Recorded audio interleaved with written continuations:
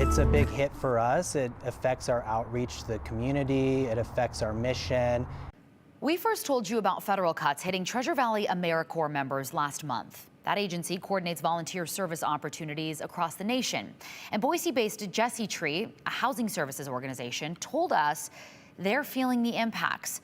But we've also learned they are not alone. As Abby Davis reports, Teach for America Idaho worries the AmeriCorps cuts will hurt its goal of putting more teachers in rural, low-income schools.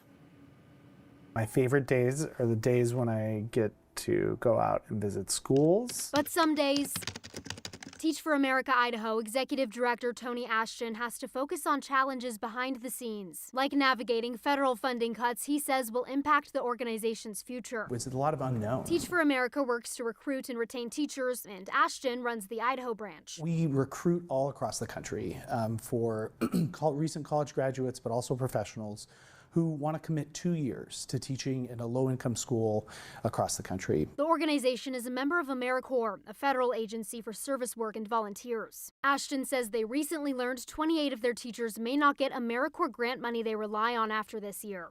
The money helps the teachers pay for education-related expenses, including a master's degree. It makes me feel like we're forgetting that we need good teachers. Alum Ellen Frost says the cuts are scary. There's no such thing as too many good teachers or too many highly motivated, highly qualified, highly educated teachers in our system, especially in Idaho, where we need teachers. Idaho Department of Labor data shows in April, the federal government terminated about $1.8 million in funding for various AmeriCorps programs in the Gem State. I think that a lot of people don't realize the type of impact AmeriCorps programs are likely having on their day-to-day lives. Rachel Bruns is with a national organization that trains and gives resources to AmeriCorps members in states like Idaho. It's going to have a downstream effect on access to services and outcomes for local community initiatives, whether that's your local food bank, whether that's your education extension program, your after-school programs. While they'll make it through this year, Ashton worries about what the future holds for students in Idaho. Our mission is to try and bring as many individuals that want to do this work as possible,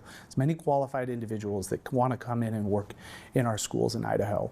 This ties a hand behind our back. Teach for America Idaho has helped put more than 160 teachers in schools across the state over the last decade. Similar to other cuts, the federal government says these AmeriCorps grants, quote, no longer effectuate agency priorities. And people I talked to really aren't sure what that means, Morgan. Okay, Abby, we know a federal judge earlier this month ordered the Trump administration to restore AmeriCorps funding in more than 24 states. So does that apply to Idaho? No, Idaho was not part of that lawsuit. It was filed by Democratic state officials around the country. Got it. Okay, Abby, thank you.